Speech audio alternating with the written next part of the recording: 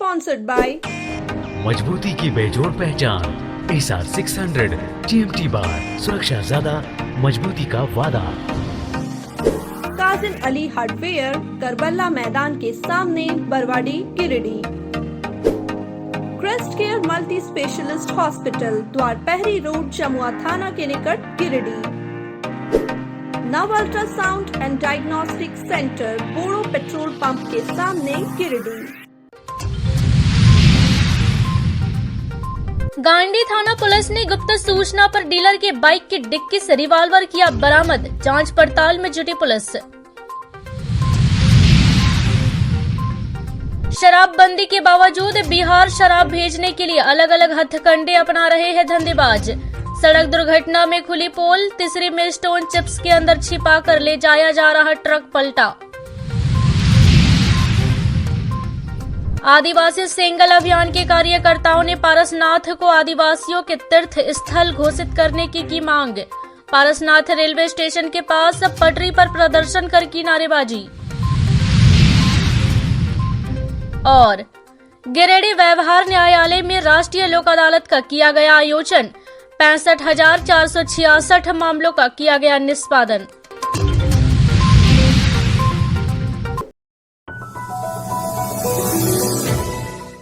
गिरिडीह जिले के गांडी प्रखंड कार्यालय गेट के पास पुलिस ने गुप्त सूचना के आधार पर डीलर के बाइक के डिक्की से एक रिवॉल्वर बरामद किया है। वहीं इस मामले में पुलिस बाइक में सवार दोनों डीलर को हिरासत में लेकर मामले की अनुसंधान कर रही है।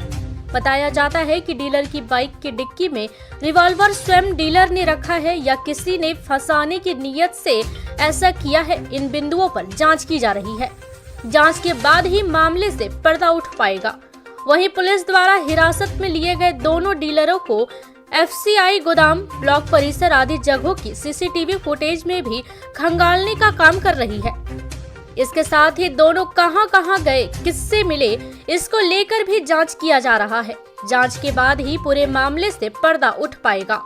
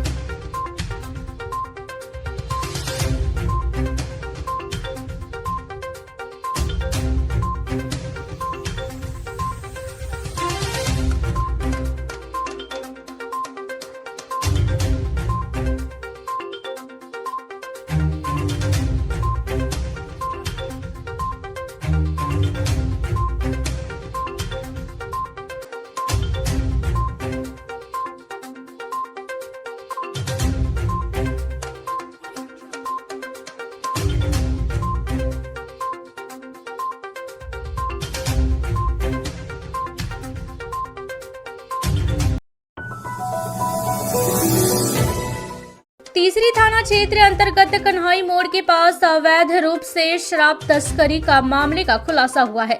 हालांकि शराब तस्करी के मामले का खुलासा उत्पाद विभाग या पुलिस ने नहीं किया है, बल्कि एक दुर्घटना से मामले का खुलासा हुआ है।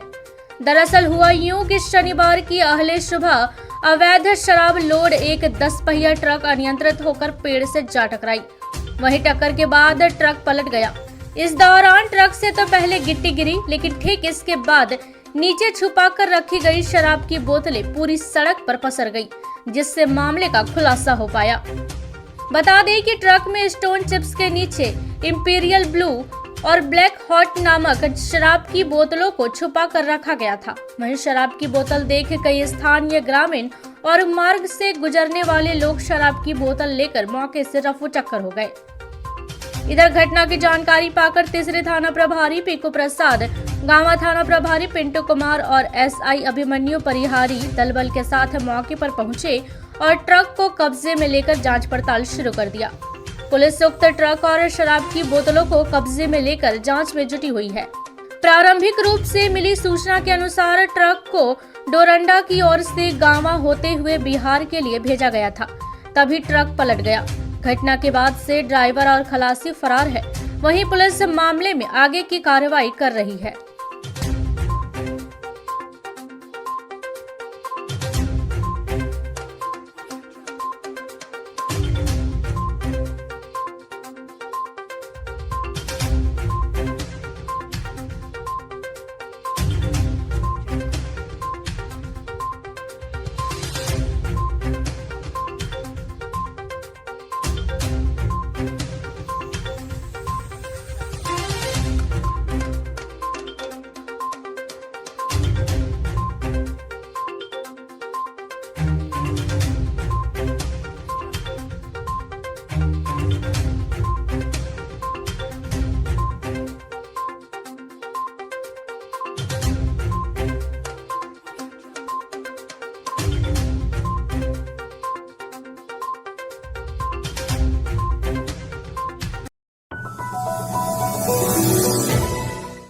व्यवहार न्यायालय में राष्ट्रीय लोक अदालत का उद्घाटन शनिवार को प्रधान जिला एवं सत्र न्यायाधीश वीना मिश्रा, प्रधान न्यायाधीश कुटुंब न्यायालय अरविंद कुमार पांडे, उपायुक्त रमन प्रियेश लकड़ा, एसपी अमित रेणु, जिला अधिवक्ता संघ के अध्यक्ष प्रकाश सहाय, जिला विधिक सेवा प्राधिकार गिरिडीह के सचिव सौरभ कुमार गौतम ने संयुक्त रूप से दीप प्रज्वलित कर किया।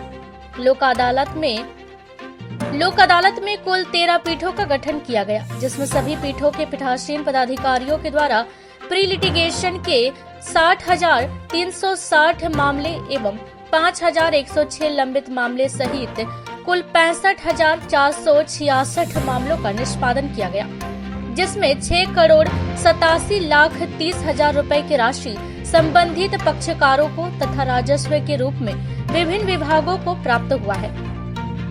इस कार्यक्रम को संबोधित करते हुए प्रधान जिला एवं सत्र न्यायाधीश वीना मिश्रा ने कहा कि वर्ष 2023 का यह प्रथम राष्ट्रीय लोक अदालत का आयोजन आमजनों एवं पक्षकारों को लाभ प्रदान करने के लिए पूरे देश में आज के दिन किया जा रहा है। झालसा रांची के द्वारा झारखंड राज्य के सभी न्यायालयों में लंबित एवं प्री लिटिगेशन मामलों का निष्पादन इस राष्ट्रीय लोक अदालत के माध्यम से किया जा रहा है। इस प्रकार के आयोजनों से पक्षकारों को अपने मामलों में त्वरित निष्पादन का लाभ तो मिलता ही है, साथ ही साथ न्यायालय का बोझ भी कम होता है। इस राष्ट्रीय लोक अदालत में सुलहनीय आपराधिक मामलों, सिविल मामलों, बैंक मामलों, वाहन दुर्घटना वाद से संबंधित मामलों, बिजली, वन विभाग, उत्पाद, मापतोल, खाद्य सुरक्षा इत्यादि विभागों से संबंधित मामलों का निष्पादन लोक अदालत के माध्यम से होने से आमजनों को काफी राहत मिलता है।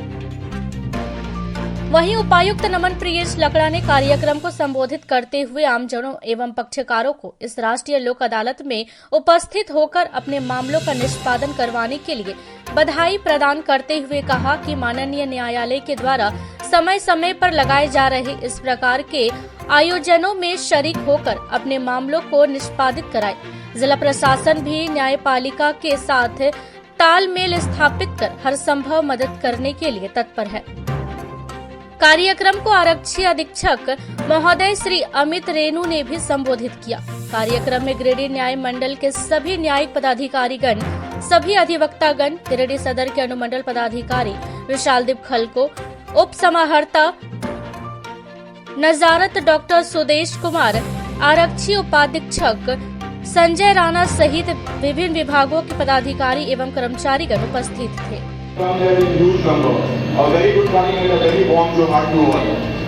जैसा कि आपको ज्ञात है कि आज हम इस साल का पहला राष्ट्रीय लोक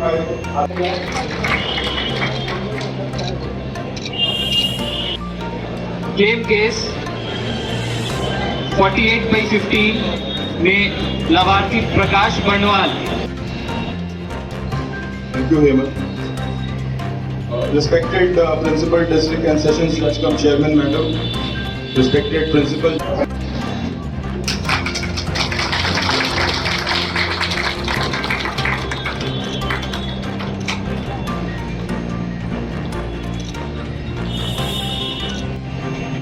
कृपया तालियों से अभिनंदन किया जाए।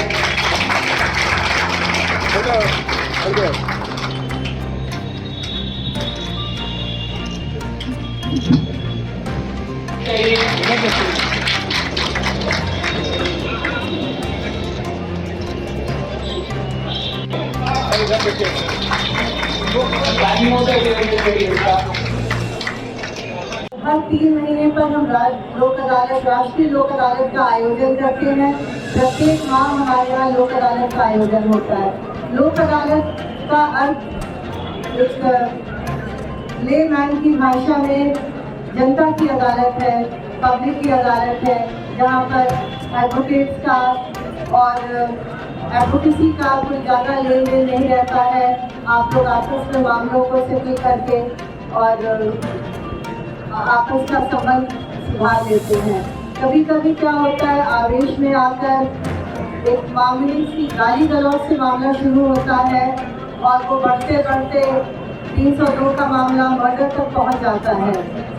कभी कभी आपको काफ़ी पछतावा भी होता है कि काश उस समय अगर उस पर थोड़ा विचार करते या रुक जाते तो मामला इतना बढ़ता नहीं।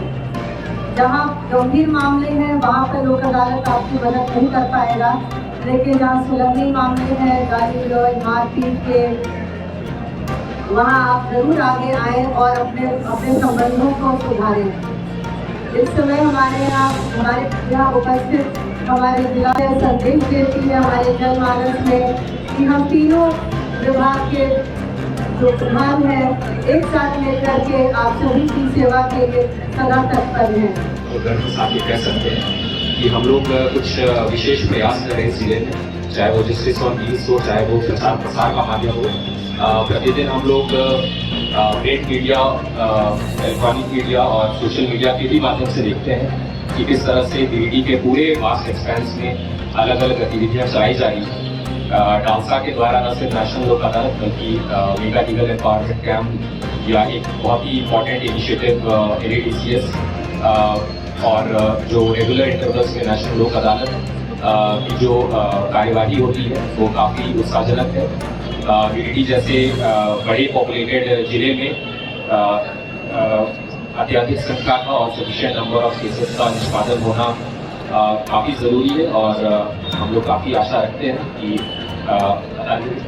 संख्या में सफिशिएंट नंबर्स में लिटिगेंट्स यहाँ पे आए हैं, क्योंकि प्रचार प्रसार इस बार काफ़ी बेहतर ढंग से हुआ है। हम लोग यही कोशिश करेंगे कि पूरे राज्य में हम लोग अव्वल आएँ। चंद बातें जो ट्रैफिक से रिलेटेड या अदरवाइज भी जो बोली गई, हम लोग यही कोशिश करेंगे कि प्री लिटिगेशन या बाकी भी मुद्दों में कैसे DALSA district administration, police administration साथ में आ सके।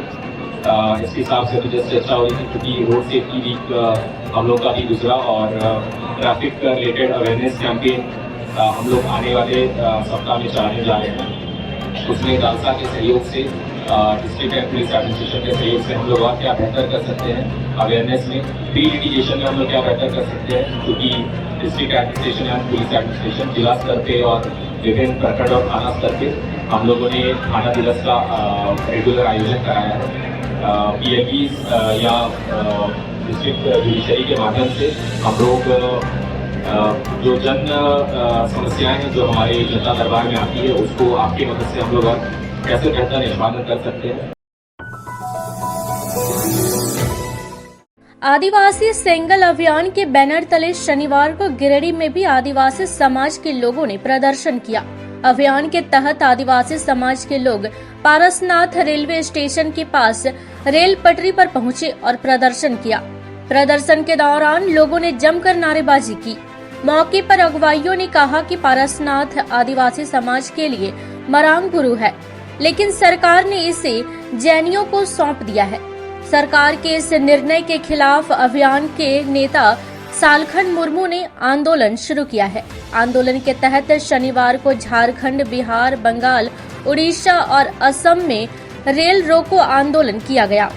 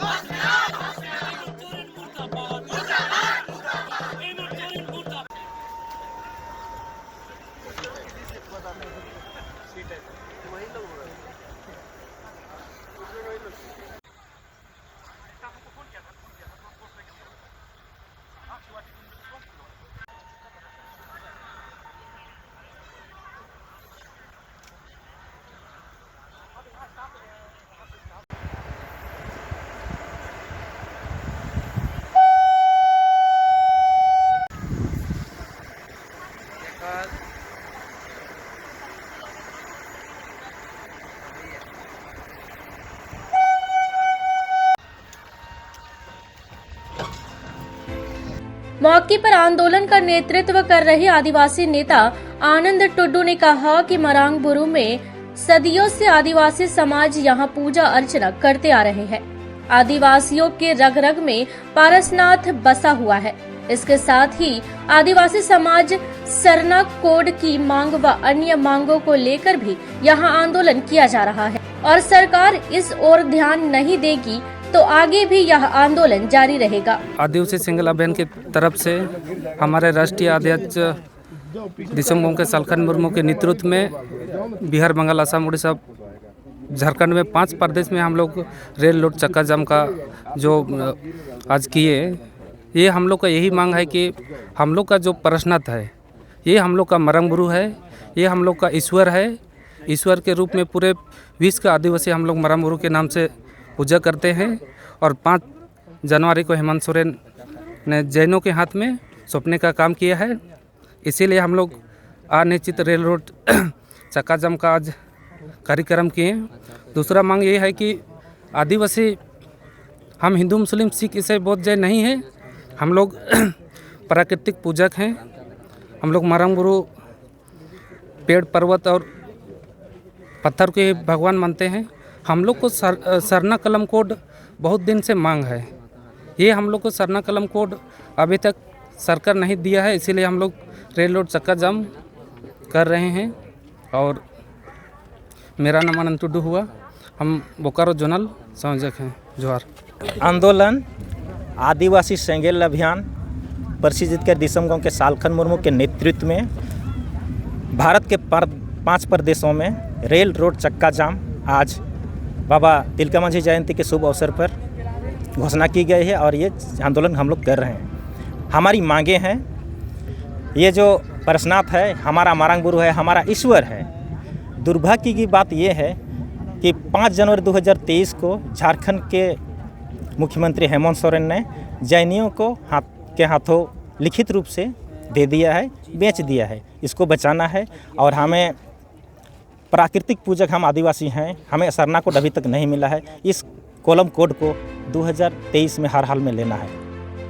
इधर प्रदर्शन के मद्देनजर स्थानीय व रेल पुलिस प्रशासन अलर्ट पर रही। आंदोलन को देखते हुए जगह जगह दंडाधिकारी और जवानों की तैनाती की गई थी। प्रदर्शनकारियों की भीड़ को देखते हुए Dumri SDPO Manoj Kumar, DSP Mohammad Sajid, police inspector Ratnesh Mohan Thakur, Naveen Kumar पहुंचे और प्रदर्शनकारियों से बात की। मौके पर आश्वासन के कारण यहां ट्रैक जाम नहीं किया गया।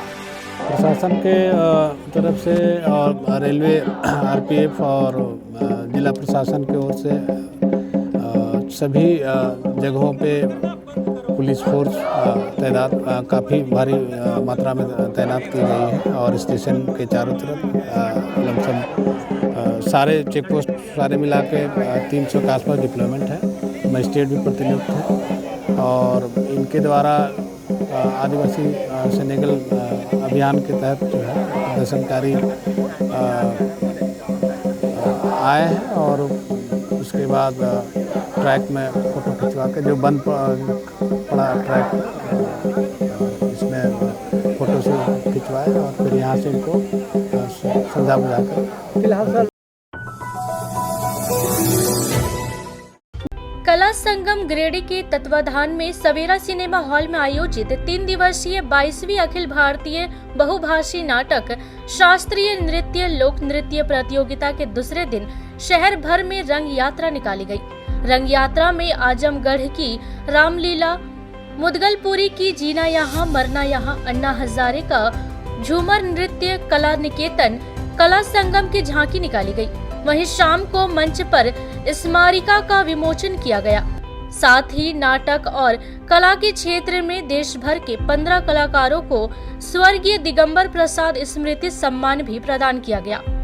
इस अवसर पर कला संगम सचिव सतीश कुंदन, उपाध्यक्ष राजीव सिन्हा, पंकज ताह, सह सचिव मदन मंजरवे, सुजय गुप्ता, संगीत प्रमुख ओरित दा, मीडिया प्रभारी सुनील मंथन शर्मा, विनोद शर्मा, कार्यालय प्रभारी मनोज मुन्ना, नाट्य प्रमुख नीतीश आनंद, रवीश आनंद, क्रांति साहा, कविंद्र भट्टाचार्य, उत्तम चक्रवर्ती, मोहम्मद निजाम, अशोक मानव, आरती विश्वकर्मा, कथक नृतक संदीप, शुभम, विकास रंजन, आकाश आदि उपस्थित थे।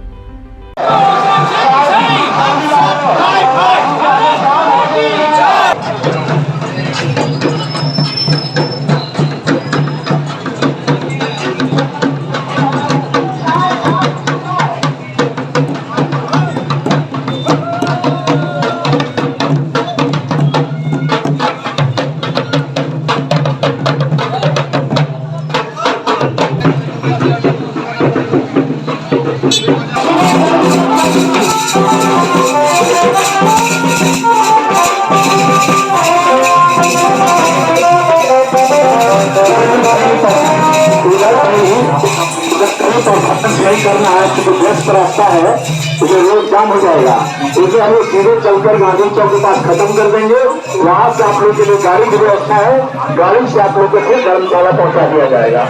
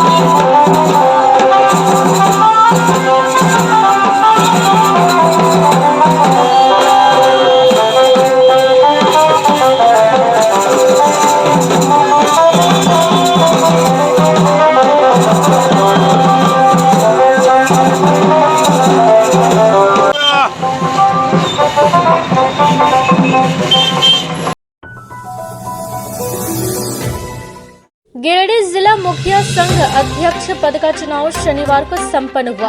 हो हंगामा के बीच मुखिया संघ अध्यक्ष पद का चुनाव पीठासीन पदाधिकारी बेंगाबाद के मुखिया मोहम्मद शमीम की अध्यक्षता में हुआ।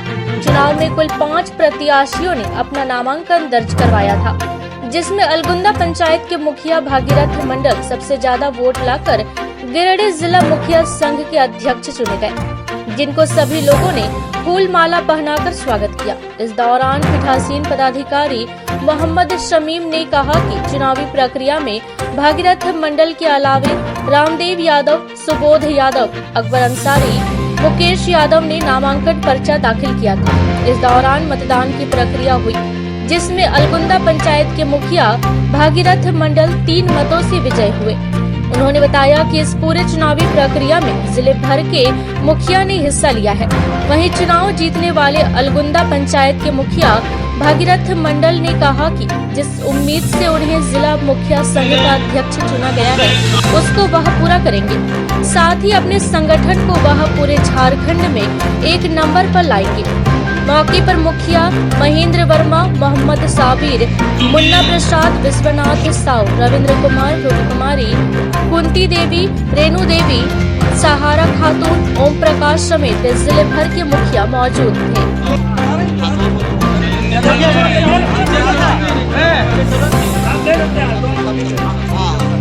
जीत का साथ दीजिए।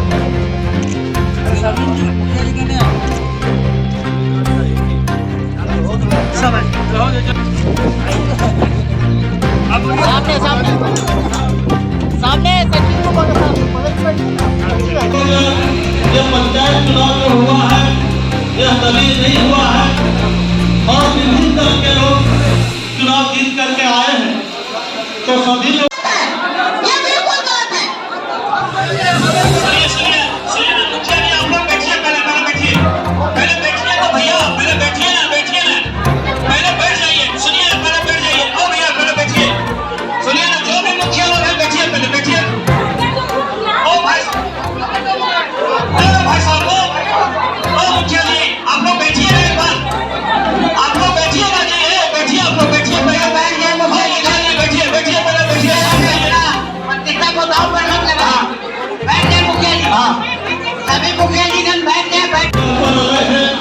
लेकिन मुखिया की बात जहाँ पर आएगी, मुखिया के अधिकार के साथ सिर्फ वो खुद न खुद उसके संस्कार होकर के उसको छोड़ देता है। ठीक उसी तरह से यदि हम संगठित हो जाए, अब मुखिया संगठित होकर के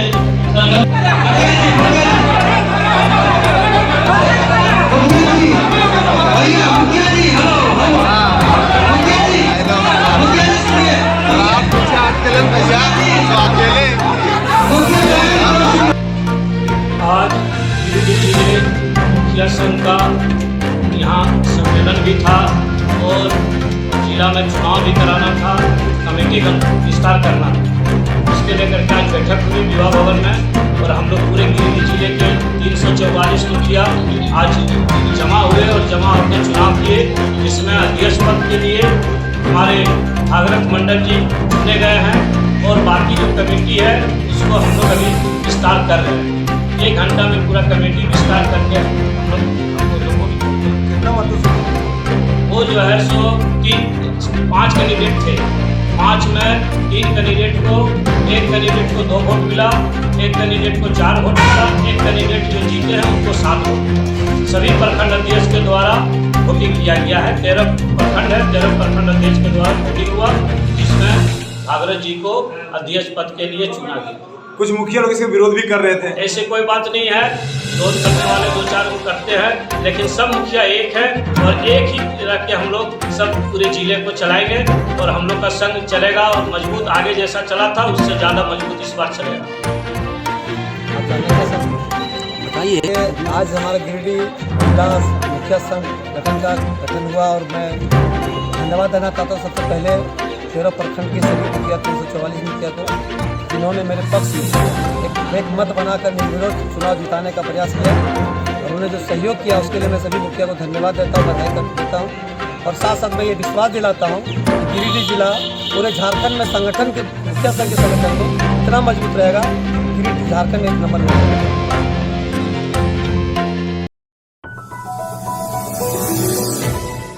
जनजाति युवा आदान प्रदान कार्यक्रम के तहत शनिवार को सीआरपीएफ 7वीं बटालियन की ओर से 14वें दस्ते को कार्यक्रम आयोजित कर उड़ीसा भुवनेश्वर भेजा गया।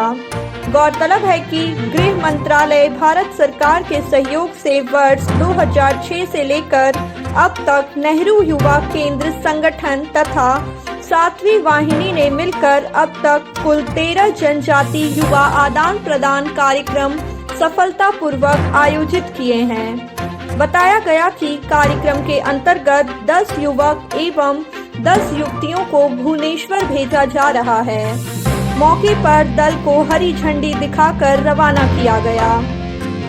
मौके पर सीआरपीएफ 7वीं बटालियन कमांडेंट कैंपिंग गिल ने कहा कि इस तरह के कार्यक्रम पूर्व में भी किए जाते रहे हैं, जिसमें बच्चों को देहरादून उत्तराखंड तथा लखनऊ उत्तर प्रदेश आदि स्थानों पर भी भेजा गया, जो कि काफी सफल रहा।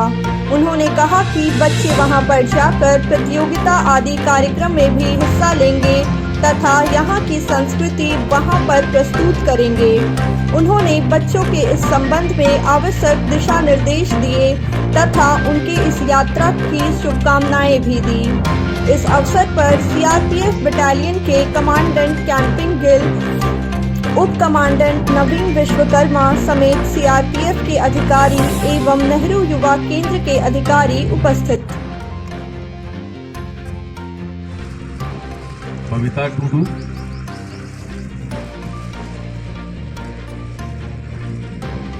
संजोली मुर्मू, देवी मुनीम टुडू,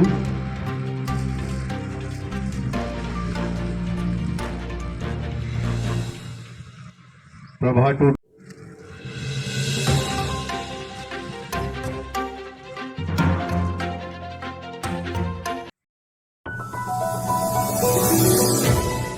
अखिल भारतीय राष्ट्रवादी किसान मोर्चा के अध्यक्ष अमृतांशु वत्स ने शनिवार को गिरिडीह पहुंचने पर विशाल सिंह हत्याकांड का गहरा शोक व्यक्त किया और गिरिडीह पुलिस प्रशासन से मामले का जल्द से जल्द खुलासा करने की मांग की।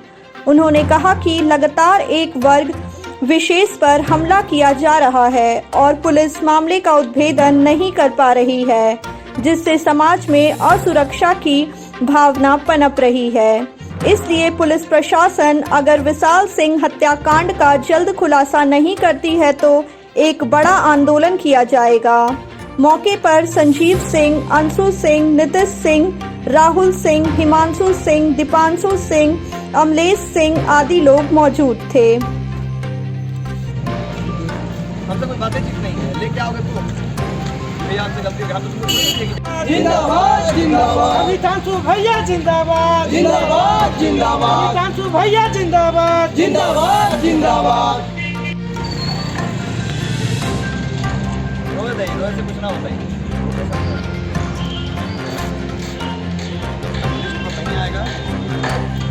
देखिए, जिस तरीके से झारखंड के अंदर बीते 1 सालों के अंतराल पर 3-4 घटनाएं ऐसी हो गई हैं जिसमें अभी तक मृतकों को न्याय नहीं मिल पाया है। पुलिस का रवैया यहाँ पर संदेहात्मक है।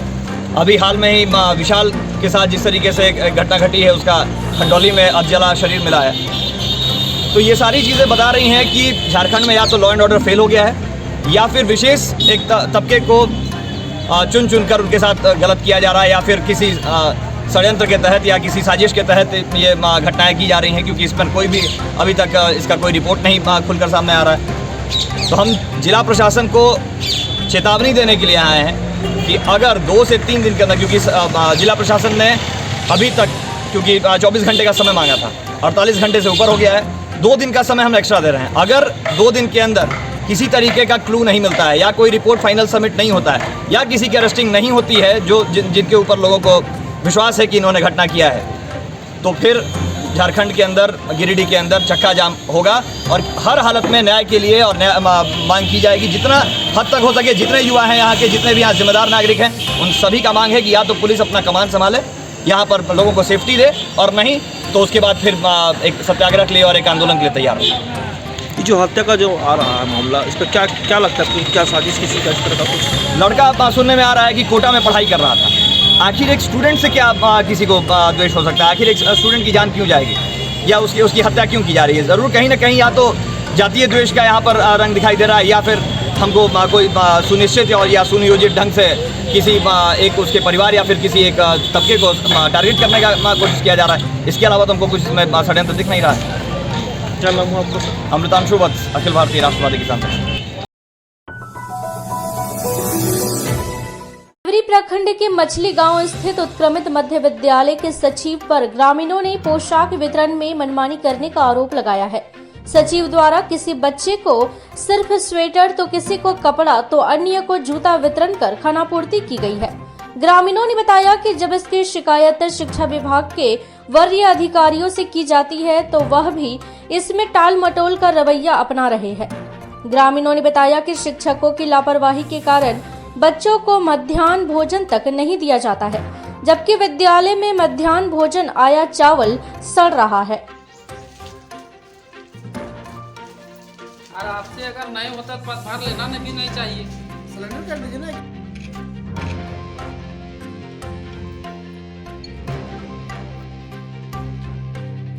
कौन क्लास पढ़ते हो? दूसरा। तुमको स्कूल से क्या क्या मिला? बैग और तुमको कॉपी। कपड़ा तुमको भी नहीं मिला? नहीं। किस क्लास में पढ़ते हो? 3। कपड़ा मिला स्कूल से? कपड़ा नहीं मिला। तो क्या मिला बोल दो। जूता मिला, अरे वो मिला बैग। बस। और कॉपी कहाँ मिला? कॉपी भी मिला। कपड़ा से नहीं बोलना है, जो मिला सो बोल दो। क्या नाम है तुम्हारा? मिथिलेश कुमार सर। कौन क्लास में पढ़ते हो? 2 में। क्या क्या मिला स्कूल से तुमको? कपड़ा मिला स्कूल से? सर आगे ड्रेस नहीं मिला सर। ड्रेस नहीं मिला? नहीं सर। और कुछ जूता वगैरह? जूता मिला है सर। की स्कूल में दिक्कत हो रहा है? दिक्कत मेरे हमारे 4 बच्चा है। 2 बच्चा प्राइवेट में पढ़ती है, 2 बच्चा यहाँ नाम है 4 बच्चा की, लेकिन 4 बच्चा में 2 बच्चा के जैसे सब आती है ना, जूती मोजी आती है, कपड़ा आती है, स्कूल ड्रेस आती है, स्वेटर आती है, तो मात्र में एगो स्वेटर खरीद दिया, एगो बच्चा के एगो बैग दिया। एक बच्चिया में रोती रही लेकिन कुछ भी नहीं दिया था, काम न लगी, तो इस लोग को बोली तो एगो कपड़ा दिया ही लोग। क्या नाम है बताइए आपका? मेरा गेंदो साहू है। गेंदो साहब, हाँ। क्या प्रॉब्लम है स्कूल में? स्कूल में बोलता है जो यहाँ हम लोग को तंग करता है वो पैसा आप लोग क्या देंगे, हम लोग वहाँ ऊपर में दे देंगे, उसी को दे देंगे। जब वो लोग स्टाफ लानते हैं, वो लानते हैं, वो बोलता है। क्या बोलता है? कौन बच्चों मास्टर बोला, अब क्या कहते हैं अध्यक्ष साहब भगीरथ साहब, क्या बोलता है? किसी यहाँ तंग करेगा हम उधर पैसा बांट देंगे, यहाँ काल देंगे बच्चा लोग को। बच्चा लोग को नहीं देंगे? नहीं देंगे। किसको दे देगा पैसा? वहाँ जो RP CRP है स्कूल का मेन मालिक उन लोग को दे देंगे। उसी सबको दे देंगे? हाँ वही साहब को। तो हमको कुछ नहीं करेगा ना? क्या करेगा अब जानेगा अपना। गेंदो साहब, क्या क्या है स्कूल में दिक्कत आपको दिख रहा है? दिक्कत है यहाँ बहुत पहले से चावल रखा है, चावल नहीं बनता है, महीना में एक दिन बनता है, आज महीना दिन के ये लोग बनाता है। और कपड़ा जिस बच्चा को मिलना चाहिए वो बच्चा को नहीं मिलता, जो पढ़ता है उसको मिलवे नहीं करता है। न खाना मिलता है, पैसा मिलता है, न घर में कपड़ा मिलता है, मैंने सही ढंग से नहीं वितरण होता है। जो नहीं पढ़ने आता है उसको मिलता है। स्कूल क्या खुलती है? स्कूल खुलता है 9 बजे, बंद होता है 1 बजे रोज? Daily by daily. हाँ, डेली 1 बजे बंद हो जाता है? डेली 1 बजे। और कोई समस्या है क्या? आप समस्या जो है इतना देखिए रहे, यही सब समस्या है इसके साथ। मेरा नाम है लेखो साहब। क्या क्या दिक्कत परेशानी? दिक्कत है यहाँ जैसे महीना दिन में जो माध्यम भोजन चलता है ना सर, वो तो नहीं मिलता है। महीना में कितना दिन बनता है भोजन? 2 दिन बाद कर देता है, 5 दिन कभी बात कर देता है, बीच बीच में एक बार बना देता है, ठीक है। और प्लस रह गया चावल, यहाँ सड़ रहा है, चावल रखे वो पहले खोल के देखिए कमरा, किस कमरा में उसको खोलिए और उसको पहले चेक कीजिए कि चावल यहाँ कैसे है, उसका हालत सो। बच्चा का हालत तो गंभीर है ही है, लेकिन चावल का भी उसी तरह गंभीर है हालत। चावल रहते हुए भी भोजन नहीं? हाँ, तो दोनों का समस्या देखिए, बच्चा का भी देखिए, चावल का भी देखिए, क्या समस्या में है। और जो स्कूल खुलता क्यों बजे बंद क्यों? वो स्कूल तो मोटा मोटी खुले रहता है, बच्चा को छुट्टी दे देता है, लेकिन रोजाना स्कूल बंद क्या बजे होती है? वही 1-1:30 बजे बंद हो जाता है ऐसे रोजाना। हाँ, 1 बजे 1:30 बजे ऐसे। हम लोग उतना चेक नहीं करते हैं, टाइम नहीं देखते हैं, लेकिन हो सकता है ये अपना टाइम तक रहता है। लेकिन अभी आज तो एब्सेंट है ना, बच्चू मास्टर जो एब्सेंट में है वो यहाँ आके भाग गया, बस फिर यहाँ कभी नहीं आया। क्या क्या दिक्कत है यहाँ? दिक्कत जैसे पोशाक, जूता, किट बैग जो होता है सरकार के नियमानुसार, वो सभी बच्चों को आया। जो ऊपर से सूची आया है बच्चों का, वो सूची से हट के अपना मनमानी तरीके से महिला की टीम, महिला ग्रुप टीम को सपोर्ट कर दिया गया। अध्यक्ष, सचिव, सहयोगी टीचर, जो भी तालमेल से लोग उसको सपोर्ट कर दिया गया। 100 के लिए एक बच्चा को, किसी को स्वेटर तो किसी को पोशाक तो किसी को जूता, एक पीस दिया। और बाकी जितना जो बचा वो लोग अपने आप सब बांट के अपना घर ले। बाकी जहाँ तक है विद्यालय के हालात को देख लीजिए, ये विद्यालय भगवान के भरोसे चल रहा है। यहाँ का पदाधिकारी लोग जो ऊपर में बैठे हुए हैं, इसके उसको उनको भी जब हम लोग यहाँ से फ़ोन करते हैं तो देखने तक भी नहीं आते। संजय श्रीवास्तव जी, संजय जी CRC हैं, उनको कितने बार हम लोग फ़ोन किए कि आके कम से कम देखिए, लेकिन वो भी नहीं आते। खबरों में इतना ही, कल फिर मिलेंगे अगले बुलेटिन में। दीजिए पूरी टीम को इजाजत, नमस्कार।